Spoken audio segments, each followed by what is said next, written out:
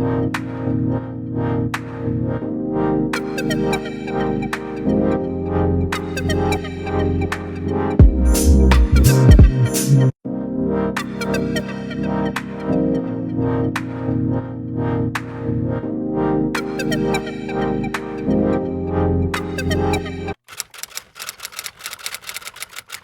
morning. Okay, so the cabinets came. Unfortunately, they left, I think, like 2 of them behind in the warehouse. It's fine, the cabinets aren't going in right away anyways.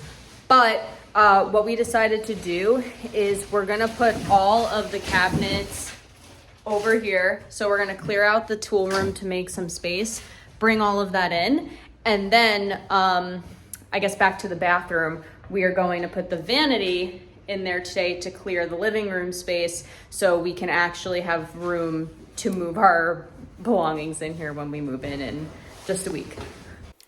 This is still new for us. We used to order our kitchens from Lowe's or Home Depot. Honestly, whoever had the cheaper white shaker cabinets was the winner.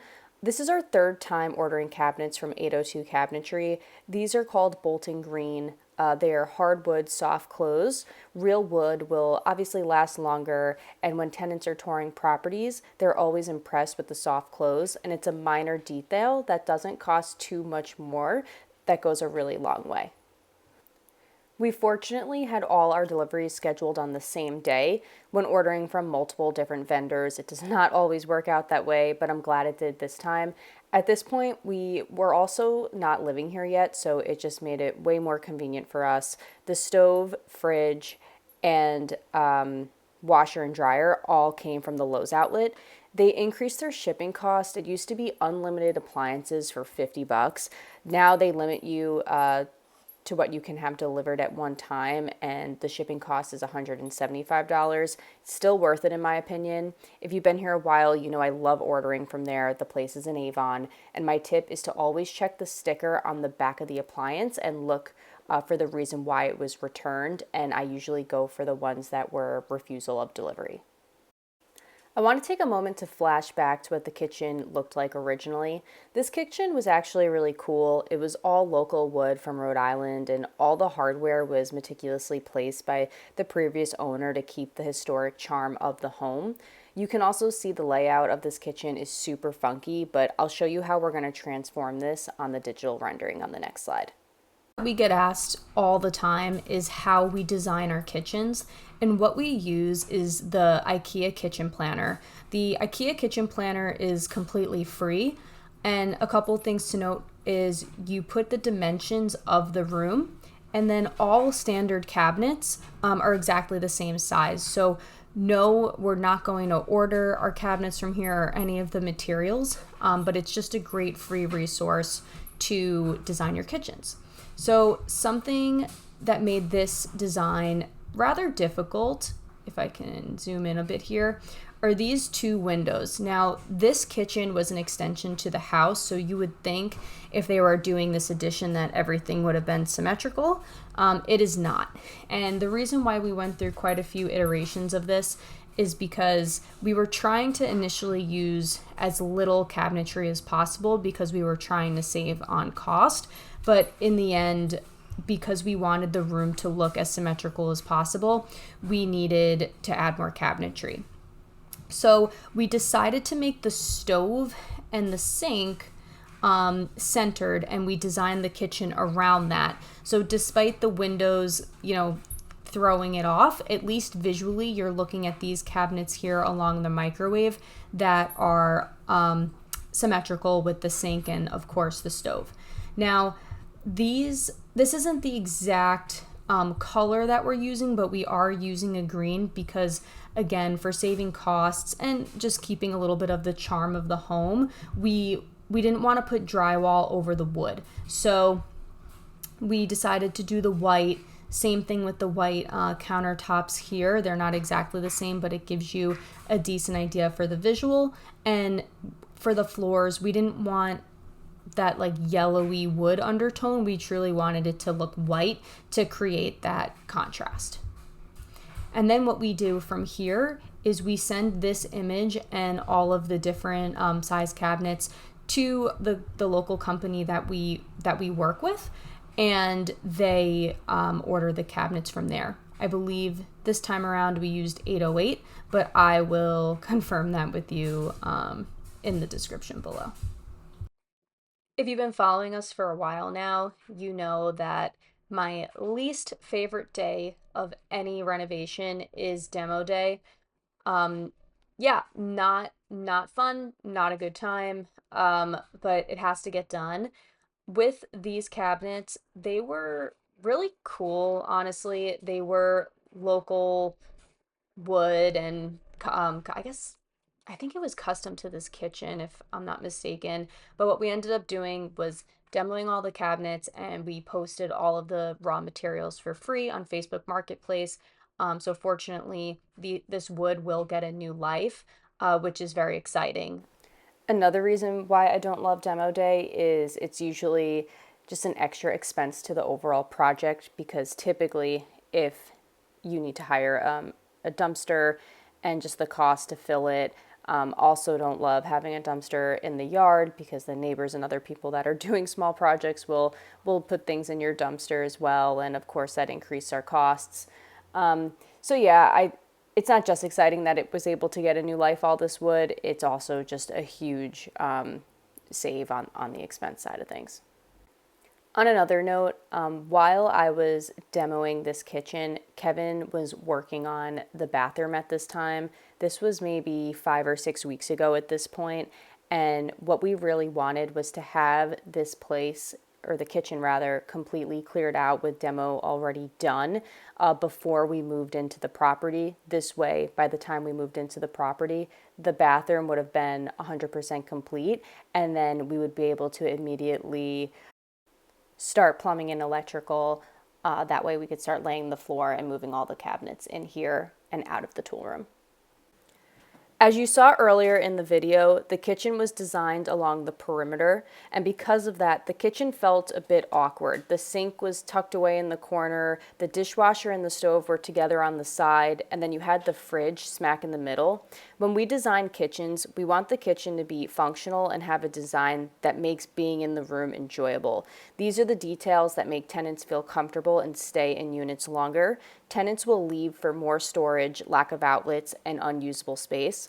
So similar to the bathroom renovation, we had basement access, which made reconfiguring this space not too time consuming. We were able to easily plumb in for the island and update all electric.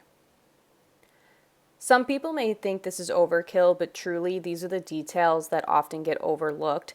When renovating, you need to think of every detail way in advance. What Kevin is doing here is measuring where the cabinet is going to go and drilling holes for the plumbing to go in the far corner of the cabinet to maximize storage for under the sink. Usually plumbing is smack in the middle, and that's clearly not efficient. So these are the details that we do that we think make a big difference. At this point, we are moved into the property, which makes renovating go so much quicker. But also, this is just the reality. We have no kitchen for about 2 weeks, and we're really under pressure to make sure that everything gets done so we can stop using a makeshift kitchen that's in our living room. That consists of a microwave, a kettle, and an air fryer. So we had what a lot of people would consider a setback, and honestly I did too at one point, but we can see here you got to cut open this whole part of the floor, including subfloor down to the crawl space under here.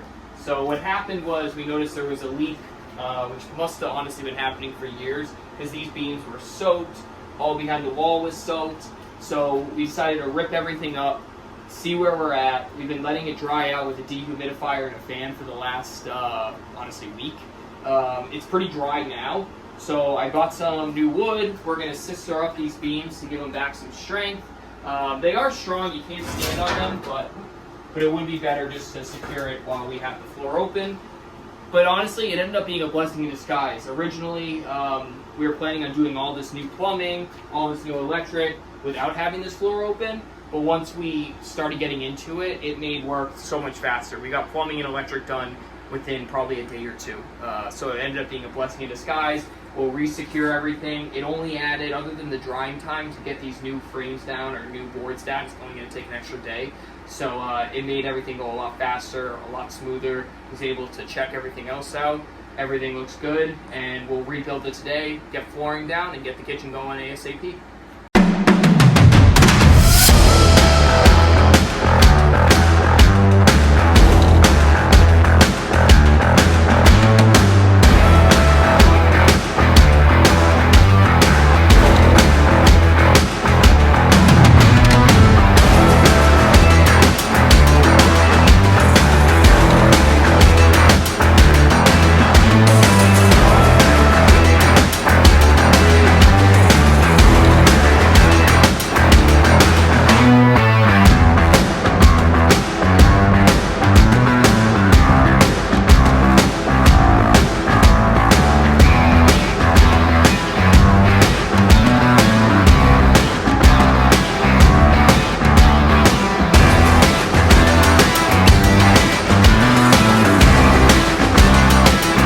This brand is something that we have not changed across any of our renovations. We buy Home Depot's LifeProof LVP floors. It's 22 mil wear layer. These are 100% waterproof, scratch resistant, and these are the most durable floors that are great for tenants and even dogs. We didn't in this renovation, but we also use these in bathrooms a lot too. These are also really easy to put down and tear up if need be. They have the wood graining texture that gives them that extra character, and the color we chose is called Spring Park Oak, which essentially looks just like white oak. We went with this color because we did not want the yellow undertone that you can get with regular oak. This is the reality of a live-in renovation that you choose to do 100% on your own. As most of you know, Kevin and I work full-time jobs, and essentially, since we moved in, every 6 to 9 p.m. has looked like this, along with our Saturdays and Sundays. This home is also a 4-family home, so we need to make sure that we are mindful of the amount of noise we are making to make sure we're not disrupting our tenants. And same thing goes for all the debris, having a neat and tidy workplace and not just throwing junk in the yard to make sure that they still have room to park their cars and that we're not disrupting their yard space as well. Another great thing about LVP floors is that when you have a flat surface, you can lay right on top of it. The system that works well for us is Kevin would measure, cut, and connect the floor, and I would vacuum the space right before he laid it down to make sure that there was no debris getting between each plank. Floors are finally down, and after about 6 weeks of the cabinets living in what we've been calling the tool room, it's finally time to bring them into the kitchen and put them in place. The cabinets are from 802 Cabinetry, and the style and color is Bolton Green. This is the most bold kitchen we have ever done when it comes to color. Typically, we do white shaker cabinets in all of our rentals, but this time we went bold for 2 reasons. One, like I mentioned earlier, we were trying to save costs and we did not want to put drywall over the wood. We felt that if we put white cabinets up, it would look a little out of place, so we wanted to lean into the look and be a little more bold. The second reason is we are living here and we're not sure how long we will be living here, so we wanted to make it fun and more our style to make it truly feel like home. And after designing so many kitchens for our tenants to enjoy, it was nice to design something that's just for us. Just wanted to say a huge thank you for watching the video all the way to the end. In the next video, the kitchen should be complete with the countertops, the backsplash, the pendant lights, all the trim work, the completion of the floor. So definitely hit subscribe and stay tuned for next time.